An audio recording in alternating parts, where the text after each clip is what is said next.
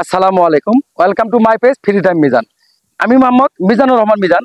আজকে চলে আসলাম চুনারুঘাট, নালুয়া, চা বাগান, দমদমিয়া লেক এবং চা বাগান দেখার জন্য। আর আজকের যে চা বাগান, এই চা বাগানগুলো দেখলে আপনারা মনেই করতে পারবেন না যে এগুলো চা গাছ না এগুলো কাঠ বাগান।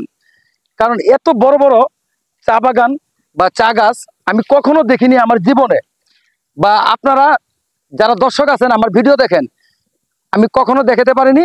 আর আপনারা কখনো কারো ভিডিও দেখেননি।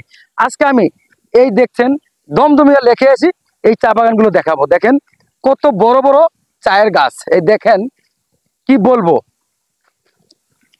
মনে হয় যে এই চায়ের গাছে একদম উঠা যাবে। দেখেন এত সুন্দর, এদিকে আছেন ভাই, পুরো এটাই আমি আজকে দেখাবো। মানে অসাধারণ, কি আর বলবো, এক কথায় শেষ। এটা ভাষায় প্রকাশ করতে পারছি না। যারা যারা ভিডিওটি দেখছেন অবশ্যই লাইক কমেন্ট শেয়ার করবেন। যে চায়ের বাগানে এসে আমি আজকে মনে হয় আমি কাঠ বাগানে এসে পৌঁছলাম। এত সুন্দর একটি জায়গা, এটা কাঠ বাগান, এটা চায়ের বাগান না। দেখতে পাচ্ছেন, দেখেন অথচ কিন্তু এটা চা গাছ, চা বাগান। তবে আমি বলবো এটা কাঠের বাগানের মতন। দেখেন গাছগুলো দেখেন একদম কাঠ হয়ে গেছে, এত বড় বড়।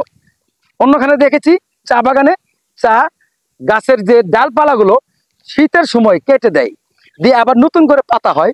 আর এখানে দেখতে পাচ্ছি এখানে এই গাছের পাতাগুলো ডালগুলো কখনো কাটে না। দেখেন অনেক সুন্দর, এটা বিশাল বড় একটি, আমি এটা কি বলবো আর কি দেখাবো। এটা তো সম্পূর্ণ ঘোরার মতো না। চা বাগানের ভিতরে এরকম ভাবে কেউ ঘুরতে পারে না। এরকম ভাবে ঘুরতে হলে একমাত্র লাগে কাঠ বাগান, যে কাঠের বাগান করে বা আম বাগান করে, লেবু বাগান করে, পেয়ারা বাগান করে, ফলের বাগান করে, এগুলোর মধ্যেই এইভাবে ঘোরা যায়। তাই একটু এই দিক দেখান, এইদিকে মানে এই লাইনগুলো দেখান। দেখেন লাইনগুলো কত সুন্দর দেখা যাচ্ছে। তবে যে যেখান থেকে দেখছেন ভিডিওটি, আমি জানি এই ভিডিওটি ভাইরাল হবে না, কারণ আপনারা এই সমস্ত ভিডিও ভাইরাল করবেন না। তবে এগুলো ভিডিও ভাই আপনারা একটু লাইক কমেন্ট শেয়ার করবেন, যেন সবাই বাংলাদেশের 64 জেলা থেকে আমার এই ভিডিওটি দেখে এই চা বাগানগুলো দেখতে পারে।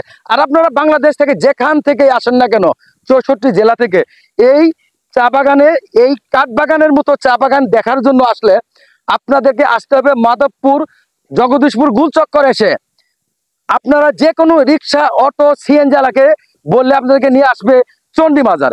চণ্ডী মাজার থেকে আপনারা এই চণ্ডী চা বাগান হয়ে, রামু চা বাগান হয়ে, নালুয়া, দমদমিয়া লেক আপনারা চলে আসতে পারবেন।